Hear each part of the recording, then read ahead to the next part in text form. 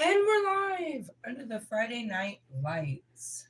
I am the hostess with the mostest, the High Priestess Phoenix. I am your spiritual healer, teacher, shaman, seer, oracle, lightworker, starseed, earth angel, mystic, medium, psychic, witch, yogi, guru, evangelist, North American Sybil.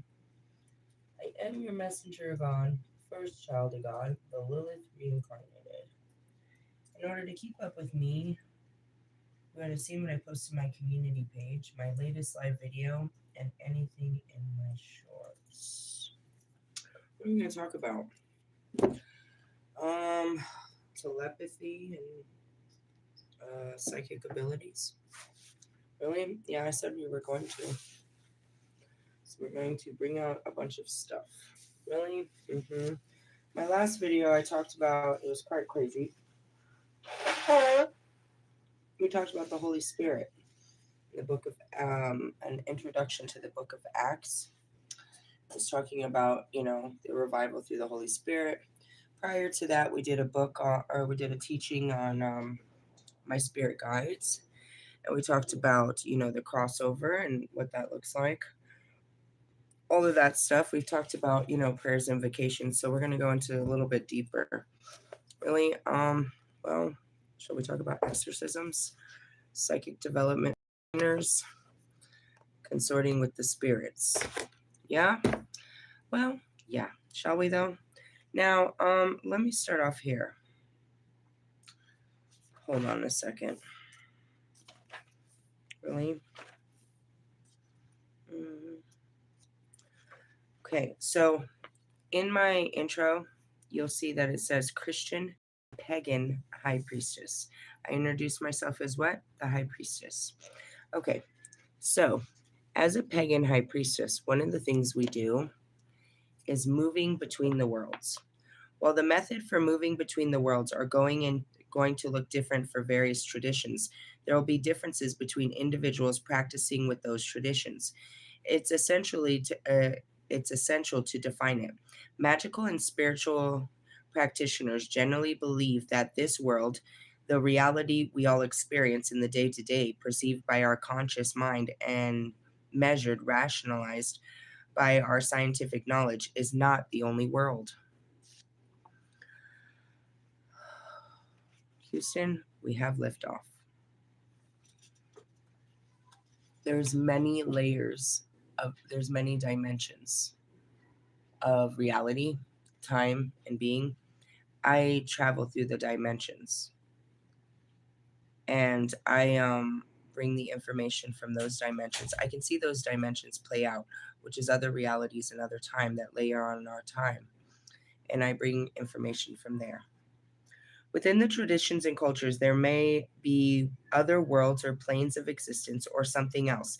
There may be a multitude of other places or existence. The practitioner can access and move between.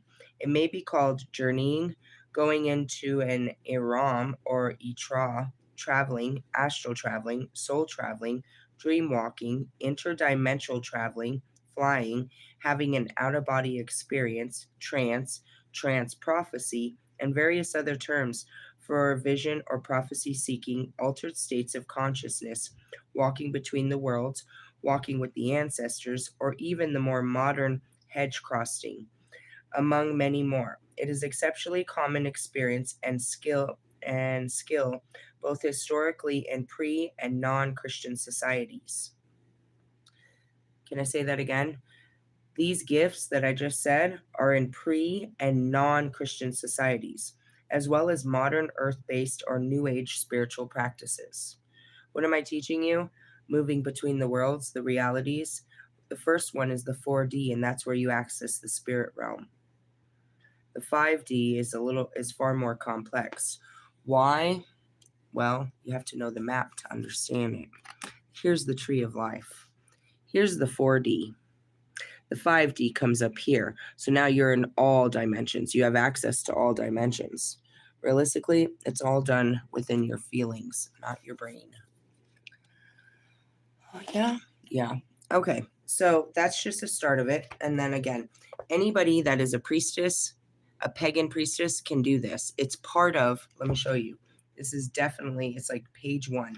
These are sacerdotal duties. This is what you have to do.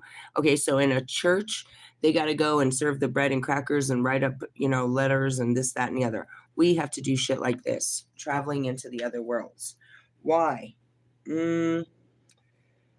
Let's see. It's a common belief that the ability to astral travel is something we have been born with or gain experience, I don't know, whatever, by events outside of our control. Some traditional indicators are born with a call, whereas an animatic, whatever, going on, it just tells all the different people.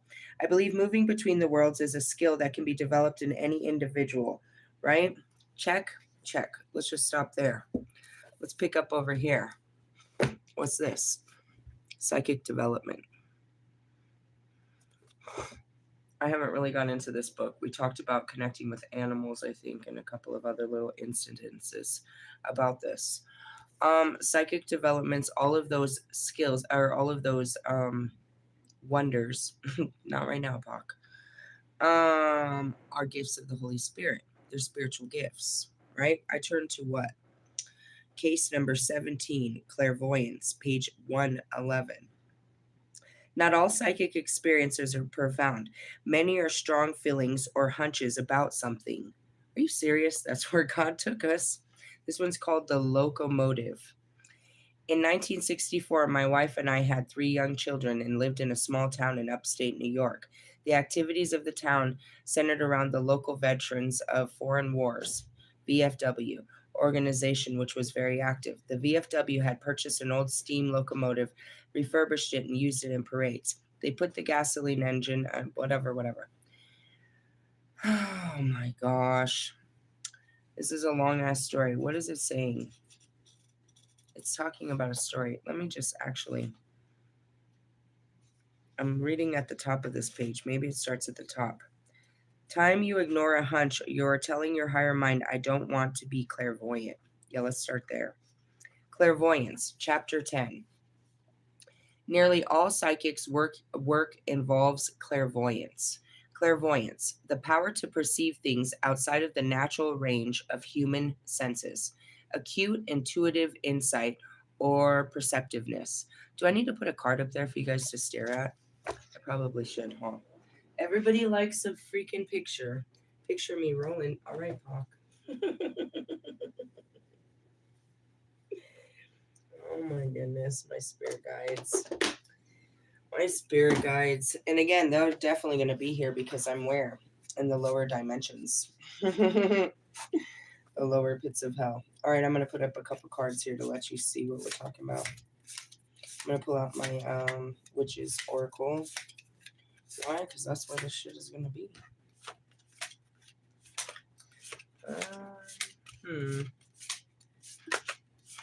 Just go through all of them, why don't we?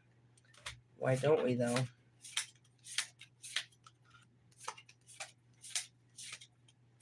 It really is going to be at the very bottom, right? High Priestess, yeah, it sure is. The Oracle. Realistically, yeah. And then what we're going to, I already saw it. I think we activate like our something in our light codes pretty soon. We're going to be activating your divine talents. Really? They're inside everyone. You need to activate the light to turn them on, though, bro. Okay, so there's clairvoyance, an acute intuitive insight or perceptiveness. Prophecy, foreseeing the future, to predict. This is really a subset of clairvoyance and is discussed in the chapter as part of clairvoyance. All right? Let's talk about your clairvoyance. Clairvoyance is the most primitive form, and that's why I have such a long label. All of this is literally the same fucking shit. All right? So I tell you that I'm a seer and a sage and a shaman and a mystic and a medium, a psychic. All of those are the same shit, bro. Really? Yes. Clairvoyance is the most primitive form and just a powerful feeling that something is or is not going to happen. It is a probability and innate clairvoyant ability that allows primitive humans to survive and prosper. As humans progress and learn to speak and write and draw, they become less dependent on their innate clairvoyant ability and more on their newfound communication skills. Today, modern communication is so sophisticated and our social law and practice is stylized that few people pay attention at all to the innate clairvoyant ability. And that's where you kick yourself in the ass later. It's like, fuck, I knew it. I should have listened to myself. Yeah, you should have. We think that only a few have a special ability to foresee events. The truth is we all have some clairvoyant ability, but it has been driven deep inside by lack of use, fear of ridicule, or ignorance. We all have hunches from time to time, and hunches are the tip of the clairvoyant iceberg. Hunches are a throwback to the dawn of humanity. I'm getting a download right here. If I wanted to be all powerful and shit, and I wanted to be, a singular power source, I would not be sharing all of the power with you. Now, this is the type of shit that covens and witches really get mad about because they believe that they're chosen or they have some special gift. And realistically, I can show you tarot readers at top don't have any of this, and especially religious factors. No, they go by what their mind tells them. And that goes back to you, Wolfman. You don't have intuition. No, your brain is so big. Your brain's bigger than your head. Big brain. Today's modern, yeah, we all have hunches.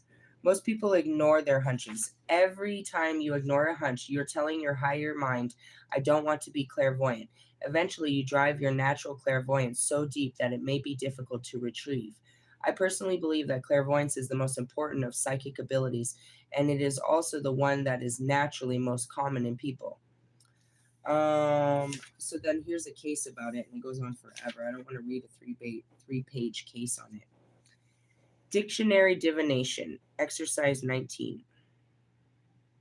So they have exercises for you to work on to try to get your wow. Pendulum divination. What else do we got? Cards and color divination. What is this? It's learning to trust your gut feelings. It works on your intuition. We were going to do a teaching on telepathy. Thank you. But somehow we got into consorting with spirits and exorcisms and fucking journeying between the worlds. You do all this, I do it all. The only thing I really suck at is tarot. I mean, in the sense of what they do, I don't do what they do. I do everything but what they do. Really? Telepathy, communication through means other than senses, as by exercise of mystical powers. Ooh, it's so mystical. Whatever. Mind reading, to detect what is in someone's mind by using mystical powers. Mind reading is a subset of telepathy and will be discussed here as part of telepathy. Telepathy is the act of mentally receiving information from or sending information to someone's mind. I had a vision that I was sitting there teaching this to Wolfman with nothing more than a color. All right, I'm going to send a color to your head. What color is in your mind? Really? Yeah, simple stuff. We have to start small. I can be there and I can do that, and that's what happens. It gets a little creepy, and that's where it is I sink into it and our souls start having conversations and I'm just monitoring it. Really? So much happens. I can't sit there writing it all down. That would be like I'd be like a crazy person all day. My hand would give out of all the shit I'm seeing. Really? Telepathy may be spontaneous or may be deliberate. Perhaps your spouse falls, hey, if I ask you a question in the DM and you know for sure you're not going to answer me, and I know for sure, it's just so I can hear the answer in your head. Really? I do that to all of you. I'll ask you a flat out question, just so you can answer it in your head and I can hear the answer. You don't have to tell me. Your thoughts are louder than your words. Really? Telepathy can be, well, anyways, it can be deliberate. Perhaps your spouse falls down the stairs at home and is injured and unable to move. He or she calls help, either mentally or out loud. At work, you hear that plea in your mind. I have a strong connection with my children. I noticed recently the most strongest one is my daughter. It's funny. It's like I'll have the urge to reach out to her right before she comes. That's both of them. I can feel my son if I can feel him before he's about to reach out to me. Like if I take off, usually on Saturdays, I do shit like that. I'll take off and go do my own thing. And I can feel when he's getting bored and he's about to bug me about some shit. I was like, oh, he's about to bug me. I can always, and I've shown it in many videos that I can send him messages through telepathy. He'll be somewhere else and I'll be like, watch this. And he'll show up. Really? Yeah, we have a strong connection. I can tap into his real strong. I don't know what he hears. I never asked him, but he gets a feeling and he comes running. Really? Yeah. Anyways, let's see. At work, you hear the plea in your mind. You know something is wrong, so you rush home, and you're able to help your mate. That is an example of spontaneous telepathy. Your mind made a connection by inexplicit means. These things happen every day all over the world. Deliberate telepathy occurs when you and another person intentionally transmit mental messages to each other. And that's what I mean. Like, can you stop? Like, seriously, just stop thinking. Just stop thinking. Really? Oh, bro, all day. It's like a fucking vibrator in my head. This is like, I can hear you thinking, bro. I don't even want to know what you're thinking. Deliberate telepathy occurs when you and another intentionally, yeah. You can train your mind to deliberately practice with other people using a deck of cards. Well, we could do that, but would rather just get to the business. Exercise 23, telepathy training. To train for telepathy, one person sender looks at the face card and concentrates on on mentally sending that image to another person.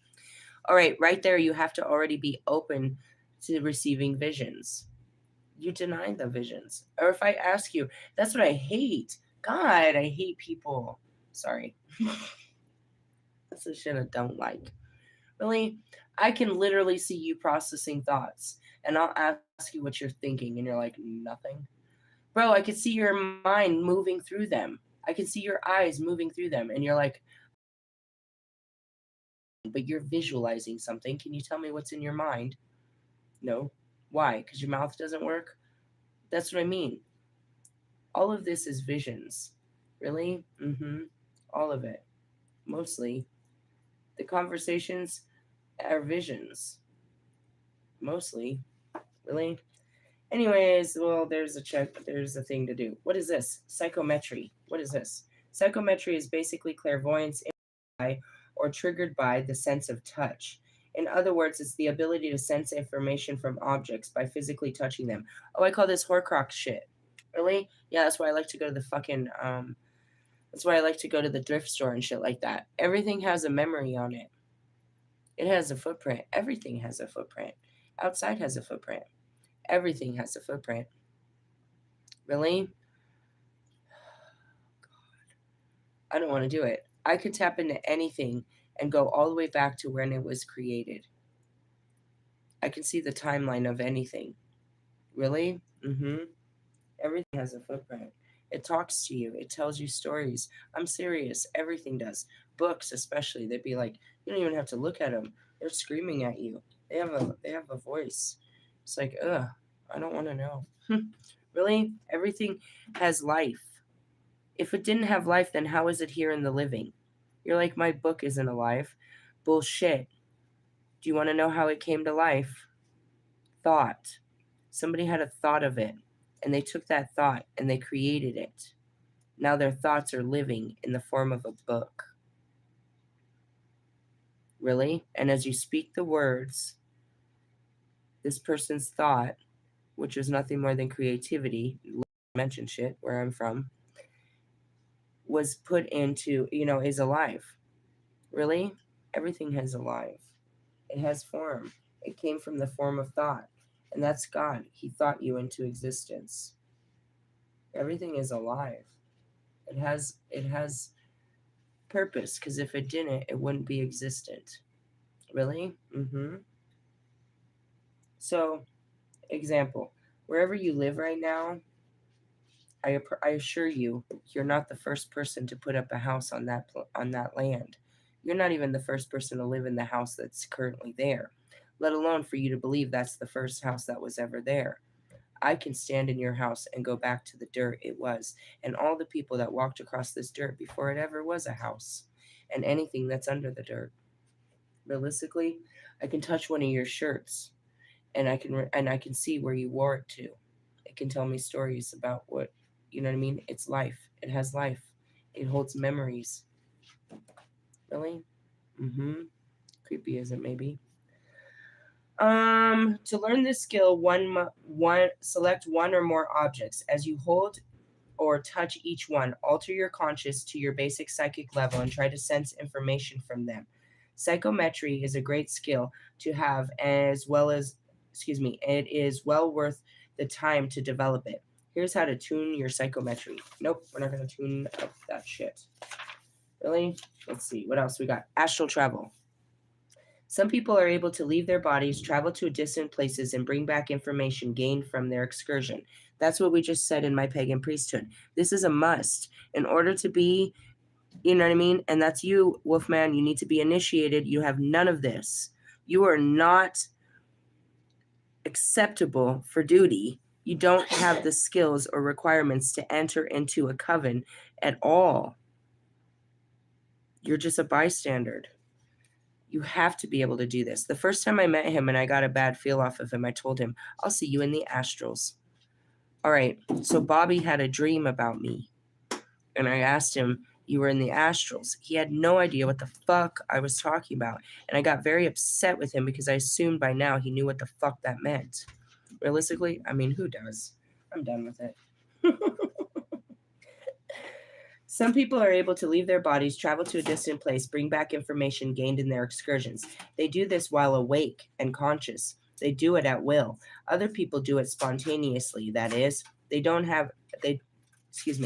have not learned to control it. It just happens without warning. Most people are like me. We go occasionally out of body excursions while asleep and awake later with a recollection of the experience.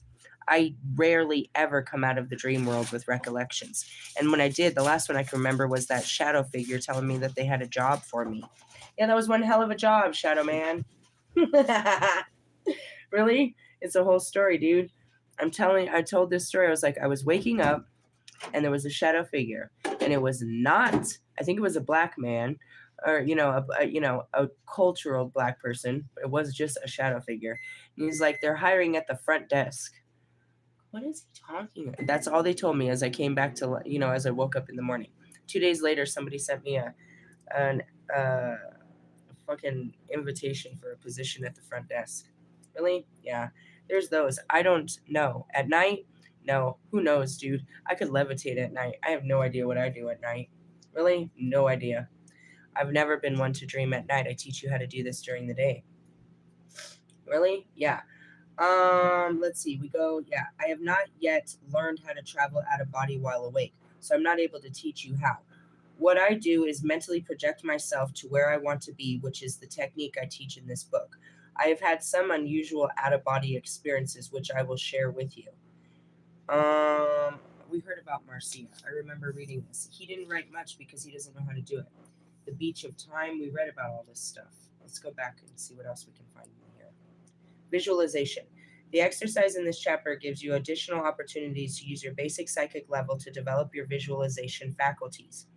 These exercises rely particularly on your memory and partly visualization about yourself. Well, my memory sucks. I'll never be good at that. Concepts of psychic development, getting rid of demons and other unwanted energies. There you go. You will most likely already be at your basic psychic level when you encounter a demon or other negative entities. If not, enter your basic psychic level. Point your finger and then snap your finger at the energy, demon if you prefer, that is threatening to you. Where the fuck are you? I never saw anything scary in there. Shadow guy. So there ain't nothing scarier than you. Each time you point and snap and say, shrink, the energy will shrink 50%. Continue to rapidly point and... What the fuck are we doing? I don't know. Everybody sees something different, I suppose. Terminally ill child? I don't know. Becoming a psychic? The psychic world. As a psychic practitioner, you will sometimes encounter experiences that are quite startling. Nothing scares me in the psychic world. The fucking outside world scares me. Stupid shit like homeless people and fucking coyotes. I am not scared of anything in the dark. People are so afraid to go with me to fucking cemeteries and do, midnight rituals. There's nothing out here. There's nothing out here. There might be some creepy people, but not where I go. There's nothing out there. I don't know. I mean, as I sit here with the exorcism fucking book, there's something out there, but it never I'm not afraid. You never been afraid? I was afraid when he had me stranded on that mountain and the wind started howling and it sounded like wolves. I was afraid that I wouldn't come off the mountain. It wasn't real. Somebody was going to find me. I was just panicking. I was afraid when when those dudes came up to me in the middle of the night and my fucking tire popped. Right? I was afraid of people coming in my window. I'm not afraid of the dark. I'm not afraid of demons. There's no such thing as the devil. I'm not afraid of entities or ghosts or any of this. Not that I don't believe in it, but I'm not afraid. I've had many visions of where I walk into places that, I mean, I can feel it. It doesn't, I'm not afraid. I mean, I had something in my room in the beginning that was on my chest that was like trying to choke me out, and I woke up half naked the next morning. Really? I mean, it was shocking, but I wasn't afraid. Oh, I was kind of freaked out when I brought something back from Red Rocks. It wasn't the same something. Really? No, it was like something. I mean, no, no, no, no. Anyways, once you've gained some experience, you will easily handle whatever occurs with any undue concern. And that's because I stand with God.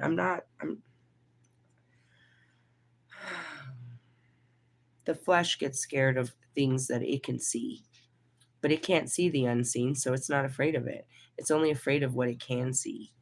Really? Which is, like I said, those fucking coyotes the other night scared the shit out of me. I shouldn't be afraid of them. I'm literally coming to feed them.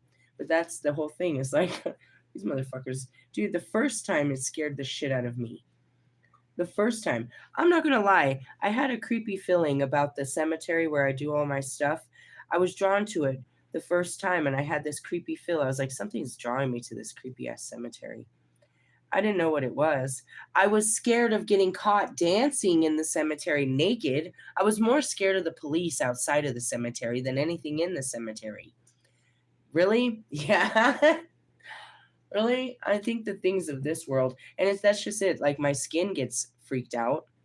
Really? I get jump scared, but I'm not scared. My skin is scared of shit.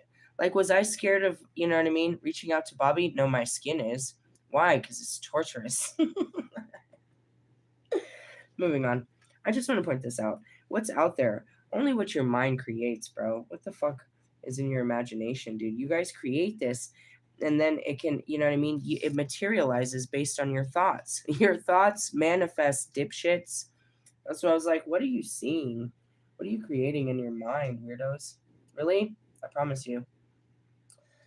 I want to alert you this because you may as well encounter some unusual experiences. I don't want to let it frighten you and prevent you from continuing to pursue your psychic development. There is such an experience I had. There was this one time, and that's where Jason Miller goes in and he tells how he just was like forcing the spirits to show themselves. Possessed by the devil. Oh, let's hear about this. There's no such thing as the devil. God, you guys. It's like somebody told you something and you believe it into existence. Just as you believe hell, just as you believe all kinds of shit, bro. You believe this shit into existence and it manifests into your life in some form or another. Oh, man. Creating your psychic shield. Well, that's something we have to do all the time. Really? Mm-hmm. You have to put on a shield. Why? I saw this download. Oh, God. It was yesterday. I was on a date with someone. And they were getting who? I don't know. I was at a table with someone, a man. It was like an intimate date. And I could tell he was paranoid of the people outside of us. Like he felt like they were watching us. There was too much attention. And so I pulled him close and told him. And I like used my hand so he could visualize it. Really, I got this download yesterday. We were at a dinner and this is what happened.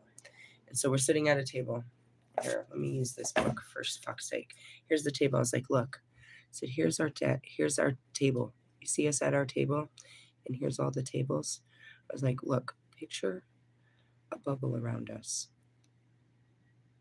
right? Is what I tell him. I was like, I'm going to activate that, and then they can't see us anymore.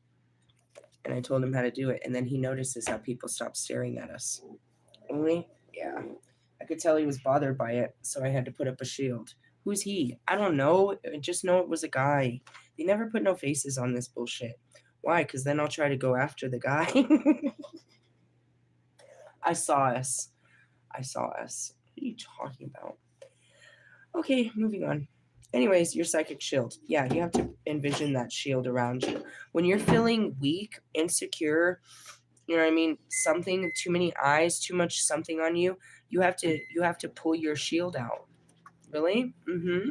You have to build it around you in your mind, and then it takes form outside of your mind. You tell it what to do. All right, say, all right, my shield is up. No, they can no longer look in my direction. I don't care if they look. I just put the shield up so that their thoughts, I don't read their thoughts. Their thoughts stay out. That's what it is. Your thoughts, bro. Your thoughts. Your thoughts, bro. I sit in front of you and I can read you like a book. You're projecting your thoughts through non-verbal communication. How do you think you talk to aliens and the fucking the Holy Spirits? They don't have mouths. But there are some I can't read. As I told Bobby since the beginning, I haven't been able to read him. Really? I don't know. I told him that in the beginning. I knew that in the beginning years and years ago. I found that interesting. There was something about him I couldn't. I was attracted to that I couldn't understand. There was something about him I couldn't read. Really? I usually had a good read on anybody. I just could before, and now it's only stronger. But yep. What else have we got in here before we move on? Colors. Achieving basic psychic levels, sensitizing your touch, using psychic touching, the use of psychic smelling. That comes once in a while. Listen to this. Look, in March 1980, the Colorado winter was the coldest and bleakest, and 1980. Below freezing temperatures and a blanket of snow covering everything. I got in my automobile, blah blah blah, outside because of all the psychic experiences I had had previously years. I knew something was happening and I didn't understand. I altered my state of conscious and asked out loud, "What is this all about?" Immediately, I was given awareness of the answer. It was my late sister-in-law who had died 2 weeks before. She was saying thanks to me by using hypnosis to ease her suffering during the final weeks of her life, and she was letting me know, oh, I was using it. She was letting me know that she was okay now and smiled and said, "I loved you." And the scent of roses faded and was gone. Sometimes I get smells. Something happened earlier. Sometimes I'll get smells. My daughter says she can smell a lie. Where'd that come from? We told her that, and now she really can. We used to tell them that. My kids, when they be lying, my brother told her that when she was little. It's like, "No, you're lying." "How do you know, Uncle Tony?" "I could smell it." "You're lying." "I can smell it." Now she literally can smell lies. She smells something when people are bullshitting. Really? She can smell the bullshit. Does my crush love me, and will he propose to me in the near future?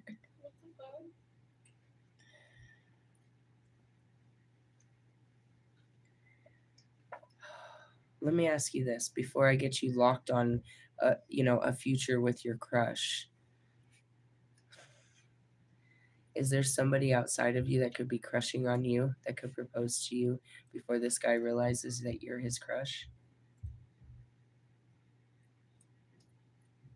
Don't get so caught up on the person in front of you. I hate to say it real ugly like, but you might end up marrying his best friend.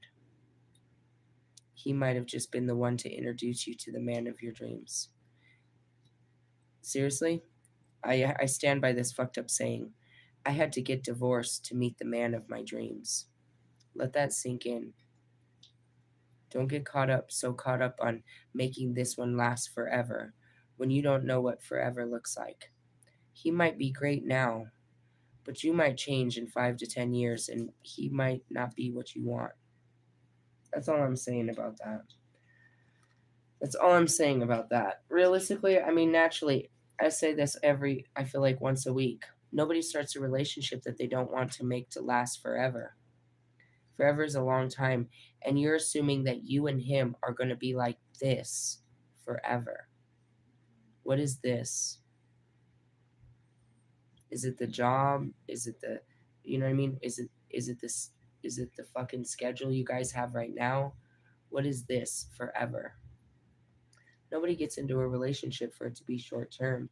Therefore, that they won't even bother with a relationship. Neither wants. They'll have an adventure, but not a relationship. If you're going to go through the measures of a relationship, you do it with the best hopes that this shit will work out.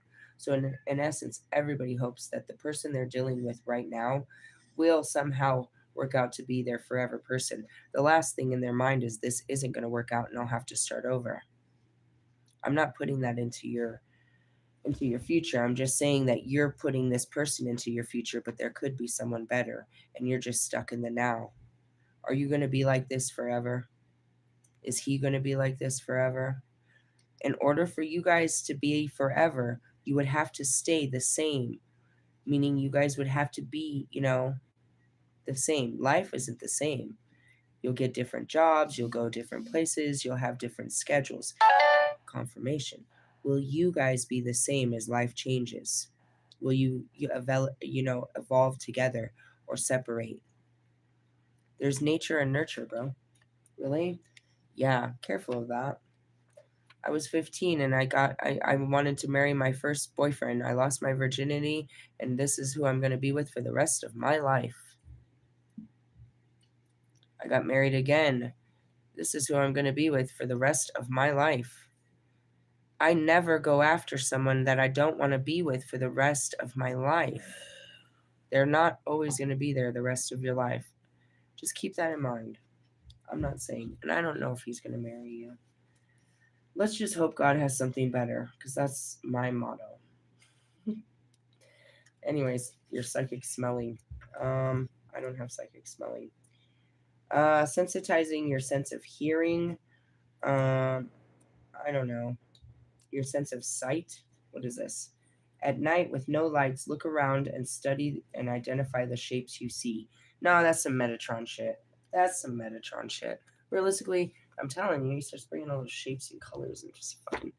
I guess you have to start somewhere. I didn't. I started with still pictures. Picture me rolling. Shut up.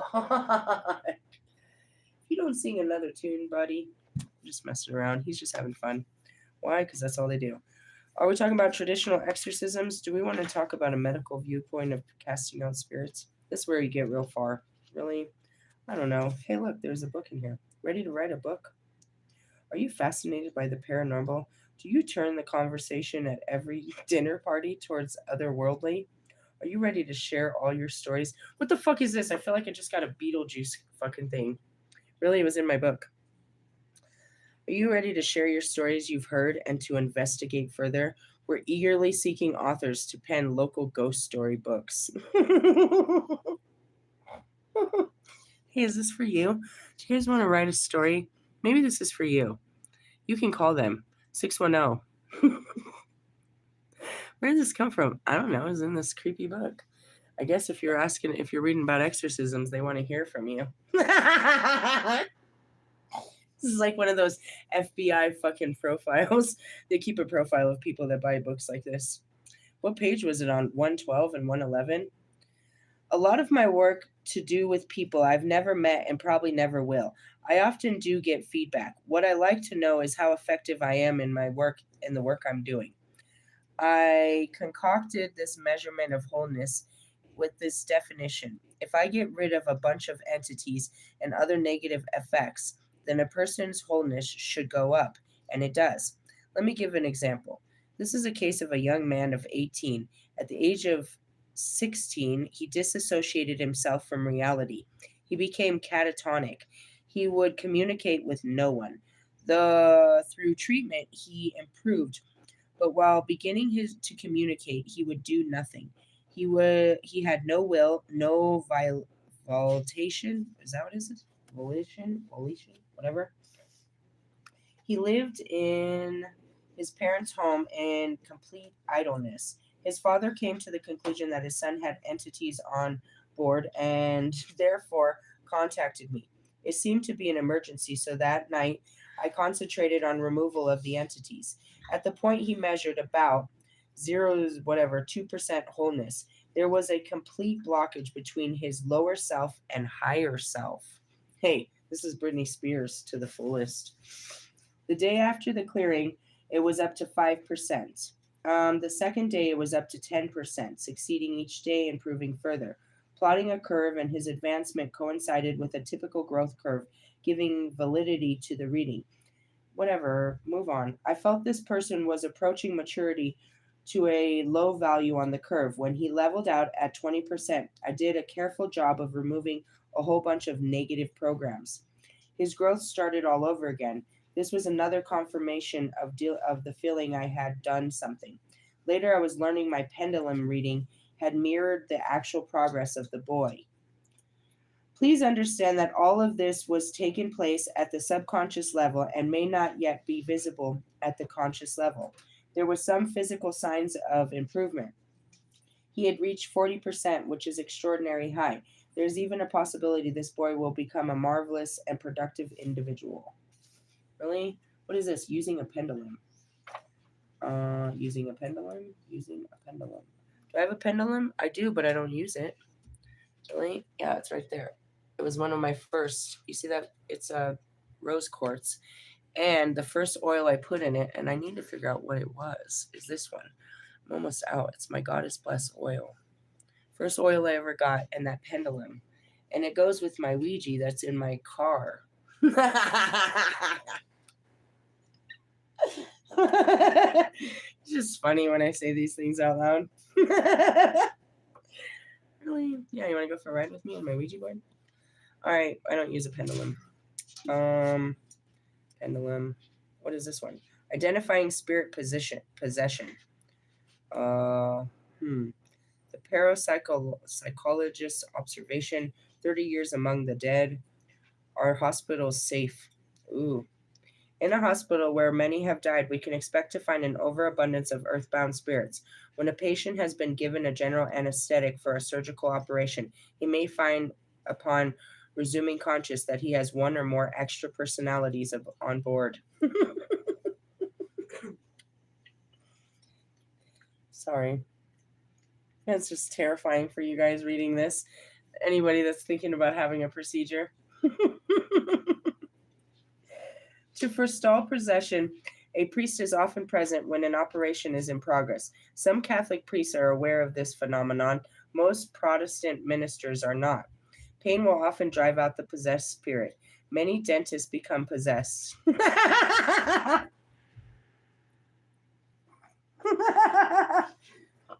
happened to Kanye West? He's possessed. It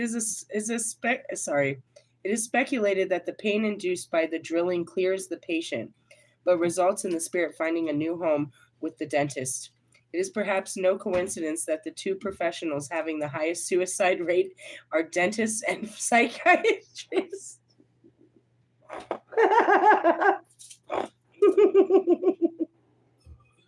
Why are you laughing?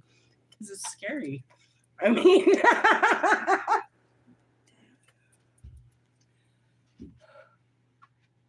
They don't tell you that when you're going to medical school. I'm such a fucking bitch. Sorry. The dentist with his drill. I'm sorry. The dentist with his drill and the psychiatrist with pain. Forcefully immoral possessing spirits often urge their host to commit suicide. When I find a below 20 or stronger negative entity, see Chapter 7 for measure of evaluation, I can say with a fair degree of accuracy that the subject has tried to commit suicide or has contemplated it. It may be well to turn back the pages of time and examine the general trend of this work, which essentially is the field of parapsychology. Parapsychologist's observation. In this book, After We Die, What Then? George Meek, the distinguishing parapsychologist, advances a theory on the possible cause of possession. He speculates on the role that a human aura plays in possession.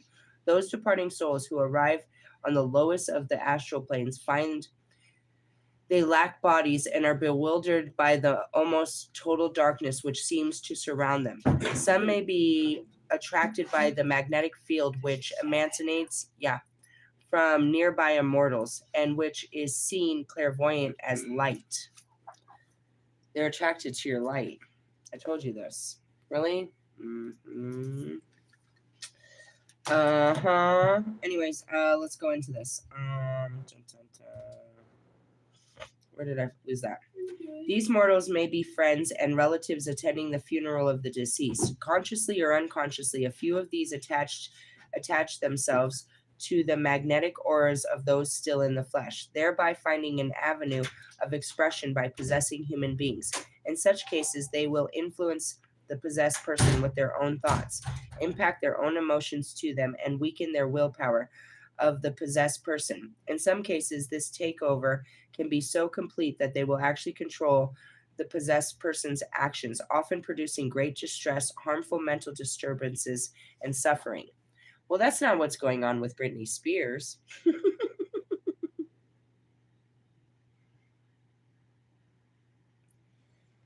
Again, when it goes back to Britney, it's Britney, bitch. I believe, I mean, I already said I was going to do an exorcism for her, but it keeps her, like myself, it keeps her locked away from her pain. It feeds off of her pain, but it also, it keeps her locked away. Yeah, she's a little cuckoo, but she was going to be cuckoo anyways. Would you rather her sitting there crying, hating her life, or just being, completely fucking disassociated and delusional, and the spirits dancing in front of the camera with knives? It's not a danger. It will cut you if you hurt Britney. It'll cut you. It's just there to, that's it. I think if anybody tried to cast it out, it would probably kill Britney, trying to pull it out of her. But like myself, I don't cast them out. I just invite them in. That's what they want, is another host. Really? Yeah.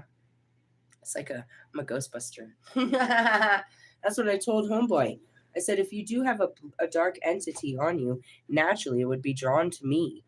Really? Yeah. Why? Because I'm the dark goddess, bitches. It knows me. It's like I'm the mother of all demons. So if there was a dark entity, it knows me. First off, from the crossover. From the crossover. Really? It knows me. It might be running from God, but once you once you go into the dark, you're just going to find me. What do? Lead you right back to the light. You have no business down here. Call it about possessive. I like my darkness. I don't like to share it. Really? No. That's how that is. So going back to it, my technique will be nothing at all like those of the churches. They are casting it out. I'm inviting it in. Realistically, yeah. Why? Because it dwells in my heart, and it'll be fine there. Really, it's the resting place. I'm not, and that's why people don't want to do this, because just right here it says they fucking latch onto the people outside of them. It needs the host. These morals may be friends, blah blah blah. In some cases, this takeover can be so complete that they will actually control. Yeah, so common was the knowledge of spirit and spirit possession during the time of the apostles that the ability to cast out evil spirits was considered one of the most important signs of genuine discipleship. Now, as we spoke about that earlier in the book of Acts, Jesus gave that ability to the apostles, but the apostles also gave it to other people. Yeah? In the name of Christ. And that's how the church does it. They do it in the name of Christ. They have no power. The member only believes that in the name. They believe in the name. And that's why it's so important to believe in his words. Their only way that the Catholic clergy can cast out a demon is in the name of Christ. They have no power. I can walk in my own name and in my own power.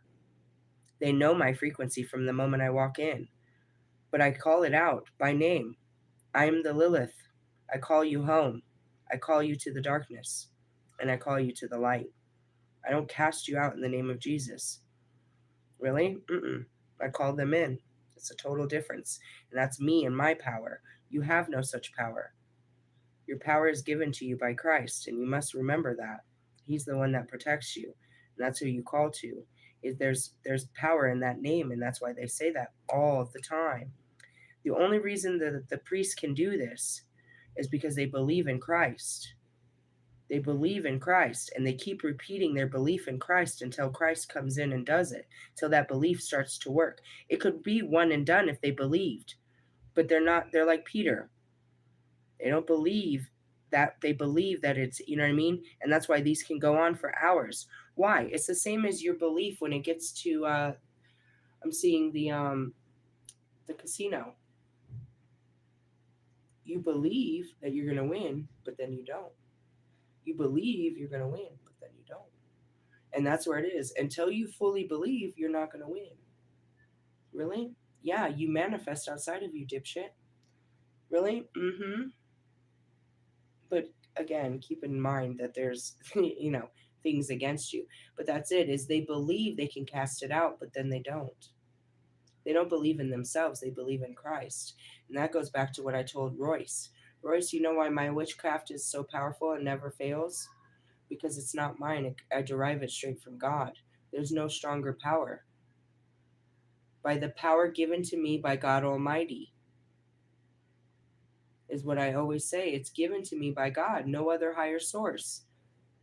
When I invocate my power, it's by God. It's not by, okay, I'm calling in the name of, and that's where people try to use dark goddesses to attack me. In the name of Lucifer, I send an attack to this woman until it gets to me and realizes I'm the Lilith, and there's no, they bow down. Really? Mm-hmm. But until I stood in my power, I was easily under attack because I wasn't in my power. I mean, I was under the protection of the spirits and shit, but I don't think I didn't take fucking magical attacks. Really? Going back to it, I lost a bunch of teeth. Where did they say the spirits hid? In the teeth. My back teeth. Did anyone get any? Did it hurt anybody while I don't know. I have the same dentist. He seems to be jolly and just fine. I don't know. He's on the happy gas. Just kidding. He doesn't seem too suicidal. But yeah, that was something really weird. And when it started happening, I thought about the movie The Matrix, dude. And these other movies, dude, they were like, you have to take out your teeth. They track you by your teeth. When I started losing my teeth, I was like, what the fuck? Not my front teeth. I mean, I had to have my fangs pulled. That's a totally different thing. But my back teeth, I started all of a sudden like, and that was all the throat chakra bindings and shit like that. Why? Because I create with my voice. My fingers too. I'll fucking shove this one up here. No, just kidding. Anyway, so well, we covered all kinds of great spiritual stuff, don't you think? Let's go into consorting with the spirits, shall we?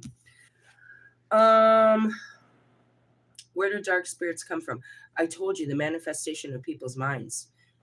Dark practitioners, they create a fucking idea of a spirit they're going to send to you. They'll give it a name and they'll give it form and they'll say that it's going to do all this shit. They send dark magic in the form of a mass, and it feeds off of yours. I want to send a special shout out to everyone that ever sent dark magical attacks to my shadows. Without you attacking my shadows in the beginning, I would have never been able to be this powerful. I didn't know what my shadows were until you pushed me into them. Really? I was completely disassociated from my shadows, and without your magical fucking attacks to make me hurt, I wouldn't have healed. I needed to know my hurt. So I appreciate all of that. But that's where it goes to. They push you into your hurt. And like we were speaking about earlier, it can kill you. You become suicidal. You can't deal with your own pain. You can't deal with it. The pain comes from the thoughts. You can't deal with your own thoughts. Repetitive thoughts that won't stop, that are causing you all kinds of mental anguish to where you end up taking a whole bottle of pills or, with a bottle of alcohol, just trying to get the brain to slow down. Really? Mm-hmm. People take themselves out. Are you serious? Yeah. And that's why I try to teach you. I mean, I teach you how to clean your aura and how to keep your mind clean. But ultimately, you're still under attack by the unseen, whether it's being shoved at you or not, because it feeds off of your fears. Really? Mm-hmm. So as people would learn that I was working through certain parts of my shadows, they would send magical attacks to that particular shadow, shoving me deeper into it so that I could heal certain levels. But yeah, I took some attacks for sure. Yeah, well, I didn't know basic techniques. I didn't know how to keep myself. You know what I mean? I didn't learn how to make banishment spells till Chris's house when I was already living with a whole demon. I had to learn something. I was like, oh shit, we got to do something about this guy. He was completely possessed. I'm not sure if he was possessed or whatever was in the room got out of the room and ate him alive. I'm not sure. But yeah, oh yeah, that guy for sure. What is a possession? There's a spirit about you that's not you. This isn't me. This isn't me. Really? Um Now as I say that, it's kind of funny because, going back to my personality disorders, that's something different. These are aspects of me, not me. You know what I mean? How I acted, with Bobby, that was me. I saw it. That was me. It's not something took over me. It was me that did this, and I know it was me because it does. Never mind. Anyways, it was me. It wasn't something outside of me, and that's where it is. When I told Scary Larry um, that I was the Lilith reincarnated, he believed that I had invocated the spirit of Lilith and had it within me. And those of the devotees of the Lilith do such things. So when Wolfman was invocating Lucifer, he was invocating to empower Lucifer's spirit to come upon him and empower him, right? Well, there's only certain things you can get from Lucifer. And that's why we invocate Christ. Why? Because we need his love and light way more than Lucifer's fucking pride and anger. Really? But for, again, why Wolfman started dealing with the dark goddesses like Isis, he didn't really know Lilith. He was dealing with Lucifer. He didn't meet Lilith till he met me. But understanding it, I don't think he even knew Hecate or Kali or any of me, the other parts of me. He hadn't gone that far in his teachings. But Aleister Crowley and all of them, even going back to Carl Jung, realized it was all the feminine. It's your hidden feminine. That's all your power. It's your hidden feelings, where all your power lies in your feelings, and everybody denounces their feelings. So then Lilith is the archetype of the feelings.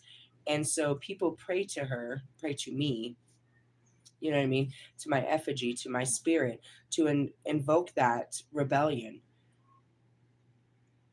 I stood alone and I stood by myself, and I teach people that. And going back to my Kali, we got to finish on a Kali card, as I've always taught you, that is self-empowerment. So you go to a god or goddess to empower you. Yes? Well, you went to the dark goddesses for real power. There isn't a dark god. Lucifer had no power. What the fuck do you think he hated heaven for? Because he would have had no power or authority in heaven. So he fell to man, and now all he does is sit there and roll over the same powerless feelings that they have. Really? I'm so motherfucking serious. I just did a teaching on that last night. Really? Yeah. If you want empowerment, you went to the gods of the light or the dark goddess to face your darkness and get back in the light. Really? I'm telling you, there's some dark practitioners that want to argue, but we could go spell for spell and see what the fuck happens to you and your family opposed to me and my happiness. What was I saying I was going to do? Oh, a Kali card. Going back to Kali. Really? Yeah, we got to pull the Kali card. That came up earlier. And this is another perfect example why. So, me and my Morgan, and that's all of my different layers of being taught you. This is not Kelly. These are fucking Lumerians. Whoa. That was a pretty card, but that's not what I was going for. I thought it was the Kelly cards. They must be down here. It gives me a chance to put the witch cards up. I have different layers to this shit. Really? I have the everydays that stay up here. And the everydays actually have our Sundays too. But then I have a whole bucket of our light cards and a whole bucket of dark cards. The dark cards are my most treasured, because I do so much dark work and there wasn't that many. There's more to be had. I've seen a few more out there, but I think we have enough dark soul teachings. It's not like you need new cards to go into new levels. We just need to master the levels we've already been through, because I've been through all levels of fucking hell. Really? Yep, there's my Kelly cards. So, yeah, going back to that, all the spirits and stuff. So to deny that God was in a spirit and all man form is stupid. But then to deny that God is in the females is real stupid. Real stupid. Real stupid. Oh, shit. That's crazy. Did I not talk about you today, Krishna? I swear I talked about you today. Here's another ascending master. He's an ascending master of that pantheon. You'll notice I have them. I have them all. God, it's the family fucking affair. I didn't even get the guidebook. I have most of Krishna's teachings, and that can teach you. We were reading about self-realization, the science of incarnation, traveling to planets through your chakras, all of that. He teaches all that. Krishna taught spirituality. He taught enlightenment. But again, you have to take, in order for you to actually make it through this, you have to know all the teachings, because God was hidden in all places. He's put a part of himself everywhere, so that he divided himself so that everyone would have to be united to have all of him. Really? Mm-hmm. The book of life, it's all spread out. All the pieces are spread out. He did that on purpose so that no one was left out and everybody had an important piece to play in life. Congratulations. We need you. What is it? She dropped. Oh, it's probably her. Something's down there. Is it her squeaker? She sure wants it. What number is that? 41? 40. Wonderful. There's something. She's trying to crawl in there, whatever it is. Don't let her get hurt. She's going to fall down there trying to get it, whatever it is. There's got to be something. Do you want me to help you move the bed? I'd rather move the bed than her get stuck trying to get underneath there. I don't know. All right, Krishnau. There's a spiritual intelligence within your soul. It is genius of becoming, of rippling, or of ripening from potential into glorious manifestation. Intimate communion with your own heart will reveal what it is you truly yearn for and set the Did you figure it out? Sorry, my dog's being funny. She's trying to dig in. We're like, what does she after? Excuse me. Intimate communion with your own heart will reveal what it is you truly yearn for and set the process in motion for that yearning to be satisfied. The holy fire is Kali, and she is within your soul. Follow the yearning, seek the light, let yourself burn bright for what inspires you, and you shall see the path to fruition clearly before you. Believe in what is meant to be. Hey, Wolfman, you have a whole fucking agenda for the whole year, right? Was that God's plan or yours?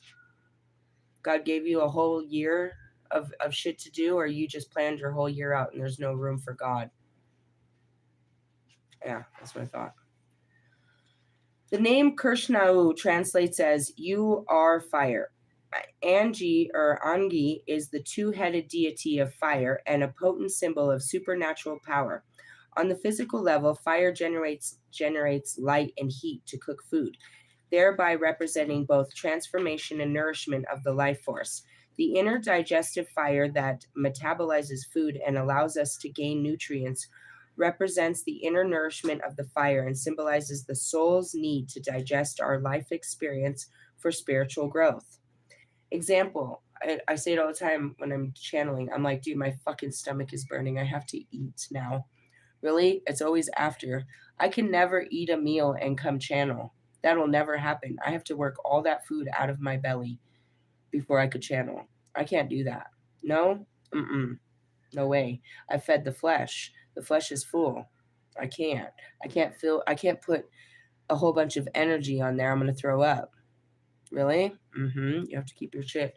You can't be always feeding your flesh. Just wanted to point that out. The burning inside. On a spiritual level, fire attracts to the soul, helping it find its way through darkness towards warmth and light. The life enhancing and alchemical properties of fire transform physical materials as well as subtle bodies of the soul. The appearance of Krishnau is in a reading indicates a tremendous potential for personal transformation and spiritual growth. You may feel like you are struggling, but your soul is actually gaining strength. What you desire you may seem so far beyond your current reach. Yet this oracle indicates your inner potential for tremendous accomplishment. The Hindu text says that I don't know, exists not only as fire. I'm seeing the Krishna cards. Okay. But come on. They won't let me go further. It's a different card. Okay. Okay, Krishna. I'm telling you, I'm just a servant to these guys. It's images, and I can't see the words in front of me, and all I can see is what they're putting in front of me, which is what? I'll show you. That's why it's like, I don't need this. I know what it is, but they need you to see it because you don't know what it is. I see it in my mind. Really? Yeah, give me a second. I'll show you in a second. Why are they so stiff? All right. There it is. Krishna, I'm going to put you up because this is who we're talking about. That's the word I couldn't pronounce. Anjanai, and whatever. That's the word I was like, whatever. See? He's talking to me. It's like, it's in my cards. All right. You talk to all deities? Not all of them. Only the ones that matter. Just kidding. That's not funny. I apologize. No disrespect. I'll have all of them fucking at my bedside today talking about, you don't think I matter? You matter. Everybody matters.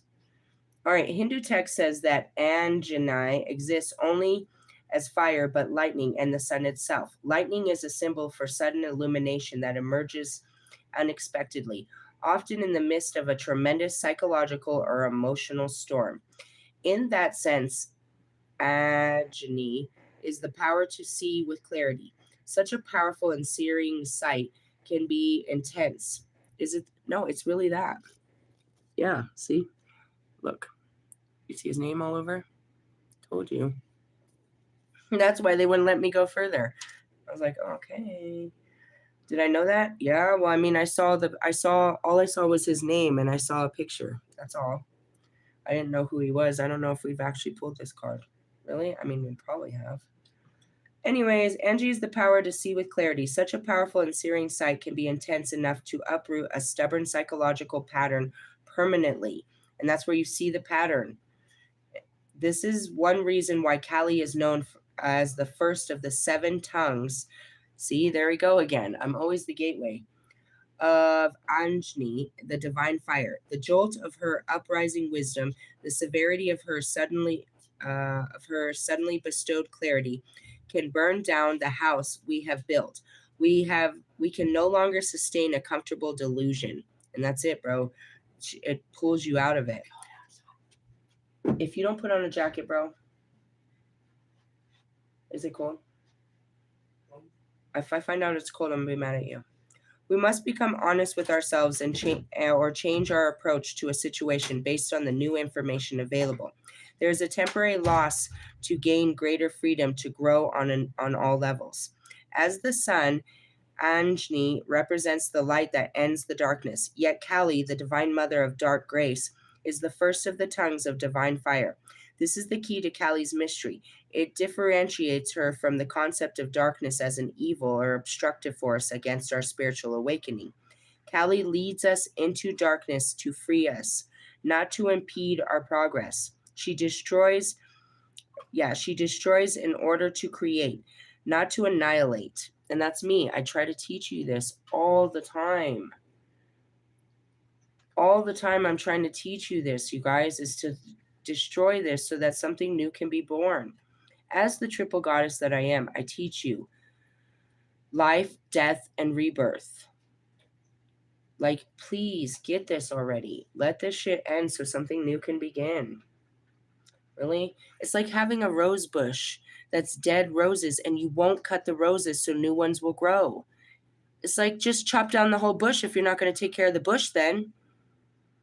What's the point of having a beautiful rose bush, which is your life, if you won't chop it, you know what I mean? If you won't trim the ends. Which goes back to you, Russ. If you don't cut your hair and shave your fucking face. Sorry. It just bothers me. Why? Because he could be really beautiful if he just changed himself a little. It's not that he isn't, but he would never know because he never embraces any idea of change. Change your underwear. Anyways, this is a temporary loss to gain greater freedom on all levels. Blah, blah, blah. Kali leads us into darkness. This is the mystery of Kali and why we can trust her so implicitly. Understanding that sometimes it is only in moving through the darker times that we become aware of what is needed to live with more light. And that's what it is my higher self is always dragging me into shit. Why? Because it knows I need to go through this shit. And that's really the truth, is like, you need to understand that your freedom or your joy is on the other side of your pain. Your light is through your darkness. Like, you have to do this. As the tongue of fire, Kali Kirshnayu consumes all offerings. She is the divine capacity to receive our prayers, our pains, our craziness, our grateful heroism.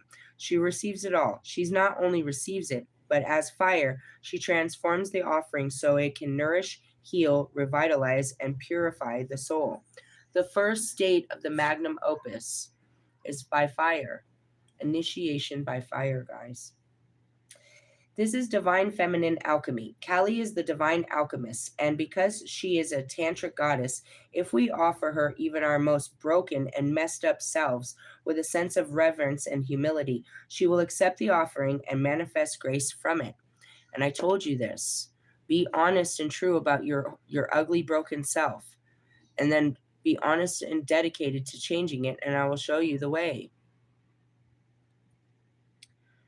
There is a deeper purpose to making an offering and opening up a channel between ourselves and the divine. The divine does not need to be cajoled into loving or wanting to help us. It is a human that needs help dragging the mind away from the fixation of what's wrong into the openness and presence that allows for the divine grace to flow and for us to receive it.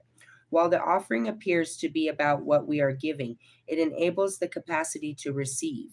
And that's what we do. We make sacrifices. And when we don't, we're always making offerings and sacrifices to the gods. Why? It's a way to show them that we're grateful for what they're doing in our life, whether good or bad. And there's no such bad, just challenges. So through the calms of through the storms and the calm, we're praising them always. It seems like offerings are tokenistic, but a true offering is hard to give. It's hard because it requires that we shift our presence, our state of mind and being. The more we do this, the greater the offering. It matters less what the form of the offering is, and that's really it. Most of my offerings are already donated food. I go and collect what I have and whatever else is donated in some cases. I don't purchase much, and then I do. When I first get my food stamps, I go and make a great offering. Why? Still tithing. God gave this to me, so I give on. Really? Yeah, in some form or another. And that's why I don't mind, you know what I mean? I don't tithe to churches. I tithe to, you know what I mean? I give back to the world, to communities, to other things. I give back. And that's where I think is so funny. It's like, you guys have, I'll find something. I'll find something. I'll give the very quarters that I have at my altar, the few quarters that I have next to Buddha's face, to a homeless person. You know what I mean? Believing that they will multiply in that person's pocket, and mine will too. Really? Yeah. But more how it affects us internally. The Oracle of Kirshnayu brings the message that whatever you need and desire, you can have. However, you must be prepared to enter into the sacred fire to make the appropriate offering. When we choose to make the supreme offering of ourselves to Kali, we are fully received and thus activating the flow of grace in our lives for the spiritual benefit of all. This oracle asks you to shift from focusing on what isn't working to immense immersion into the Divine Mother's heart. All that can be resolved and shall manifest according to her loving grace. There's also a prayer right here, and I'm going to stop after the prayer. I'm going to say the prayer, and then we're going to stop after that. Kali Ma, tongues of the divine fire, Anjni, Lord of the light and fire, please accept my humble offering as I surrender my attachments, and offer my innermost being to the sacred fires of divine love and wisdom. I ask for your clearing, healing protection, and fully actualized divine transformation. May every aspect of my being become what it is divinely intended to be. through your grace and for our spiritual benefit of all beings. Hai Ma Kali. Now I read that, but I didn't read it in a group setting. And that's because I want you to understand something. You know, when I went through all of these books, as I read this and I said these prayers, I said them from my heart asking for this. I asked for these things. Now, this is not my first time. We're almost at the end of the book again, and this will be the second journey, the second journey or third journey. We'll be taking a third journey through it. Maybe by this time I'll shuffle them, but typically that's how we do with these. And I don't read tarot like that. I mean, we always started with oracles, taking it one step at a time. So this is the card. I'm going to read you this because obviously we're here with the blessings of Krishna. We have improved digestion, true knowledge of worldly riches, accusation. What does that say? I can't pronounce it. Of inner powers through yoga. Okay, yoga is just a word they used back then for meditation. Freedom from debasing desires and habits. I'm seeing drug addicts or something like that. Something's going on right there where somebody wants to give up one of their addictions. I'm going to give this to you. You have to sacrifice it. It is something you love, something that is part of you, something that, you know, you're giving up so that you can have a better part of you be born. Lots of sacrifices, and that's where it goes down to. I mean, I'll sacrifice anyone at the altar on a fucking Friday. when I wasn't sure, I was always sacrificing Marshall in our relationship. All right, Marshall, I'm sorry, but I think this is the end of us now. We've been going strong, bro, but I think I gotta let you go now. When I didn't know what to sacrifice, I sacrificed him. Ask him. How many times did I try to break up with you at the altar? I swear to God. When I didn't know what to give, I gave up Marshall. Here, take him. Take him. I love him. He's a good offering. You want to hear something fucking hilarious? I'm gonna end on this note. I kept fucking teasing Bobby.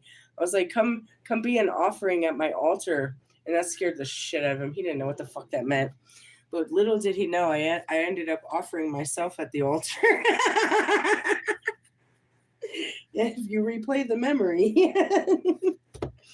Really? Yeah, sacrifice equals rewards. And that's what we do every Friday is we let go. We let go of something old so we can have something new. What I let go of? I let go of old pains. A lot of them, actually. A lot of old ways of thinking. A lot of old grudges, to be honest. And then I always let go of, you know, whatever twin flame I'm talking to at that time. So we already let go of Bobby again. I'm always letting him go. So I said, well, I'll let you go as I always do. Really? I mean, if you love something, let it go. If it's yours, it'll come back. If not, well, then it was never meant to be. And yet, Marshall keeps finding his way back, and so does some of the other stuff you don't really need. That's what I told him. I was like, man, God made me give up everything, including my blanket. And I cried really hard. Really? Yeah. You have to let go of the old you. He promised, and I'm right there, guys. And nobody, you know, they waited for 2 years, like, your God isn't real. None of this is real. I mean, it was real every day. But until they could really see the restoration, which was the house, the car, the lover, the fucking, you know, the job, they didn't believe. And it's all right here. And they still can't believe it. They still won't believe it when I get it. They still will doubt my God and everything I've taught. It has nothing to do with God, bro. It's your mind and its inability to accept this.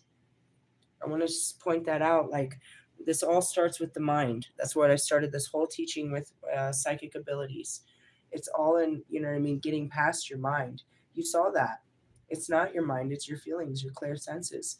You're not going to have any spiritual gifts until you start dealing with your real feelings. Really? I teach you every layer of it, especially the dark ones.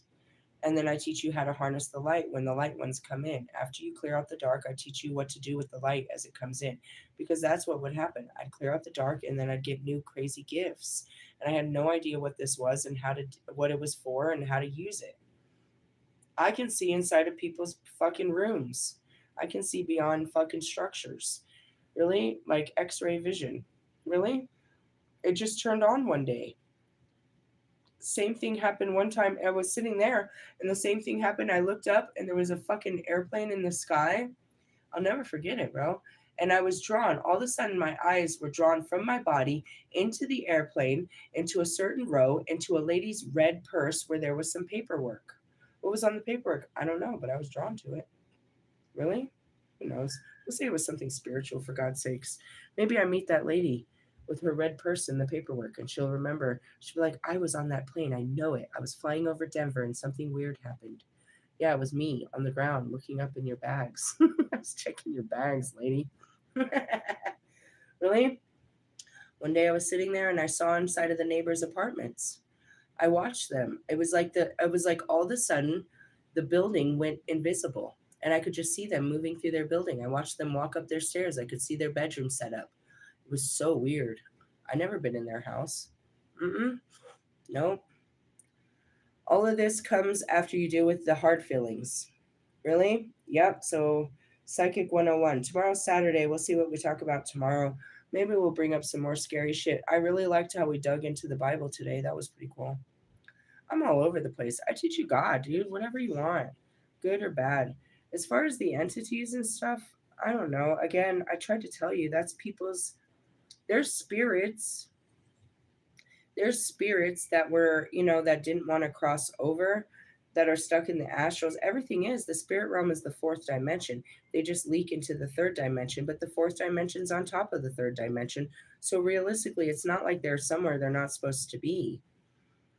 They're right where they're supposed to be on top of time, but they're just a little bit more. That's what I said, dude. They got to be some pretty strong spirits to be moving shit in the 3D.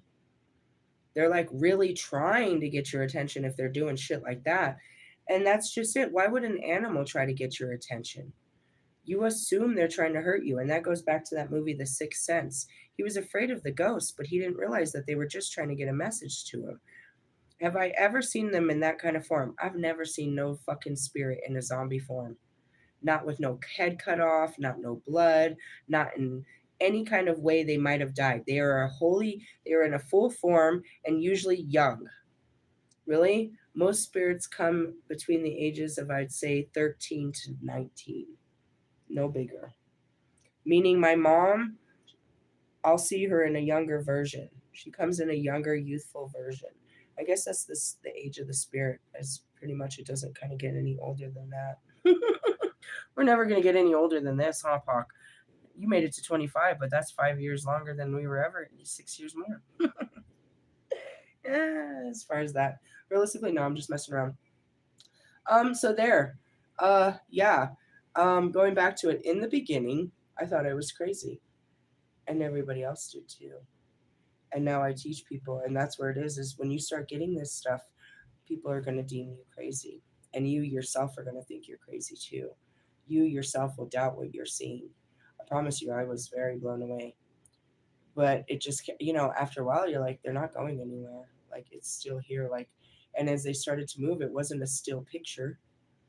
It's like, it's not like I could close my eyes and they're going away. They're like literally here. Really? Mm-hmm. And I talked about that. What if I gave you the gifts that I had? I can't give them to you. I could teach you how to develop them, but what are you going to do when you have them? What are you going to do when the spirits wake you up in the middle of the night and want to just have a fucking great talk about nothing? Tell you to go outside and shit. Come on, let's go outside. It's fun outside. Let's go outside. Like, oh my God, my house is haunted. I've got to get out of here. They're with you, not the house, dummy. Most people swear it's a haunted house. They tell me that all the time. The most common thing I get when I introduce myself is people say they're fucking cursed or hexed, and then they think that something's haunting their house. The very essence of the spirit realm makes you think something bad. It couldn't possibly be the Holy Spirit, couldn't possibly be an angel, couldn't possibly be Jesus Christ or anything great. It has to be something bad. Well, that's just your imagination. Just your imagination once again. That's a great song. Really? It's not in your mind. It's out of your mind. And that's what it is. People try to have an out of body, out of mind experience. Let's just work through your thoughts and get out of that mind. Really? So it's not troubling you. Yeah? Hey, I love you guys. Have a wonderful night. I'll catch you guys tomorrow. Laters, haters.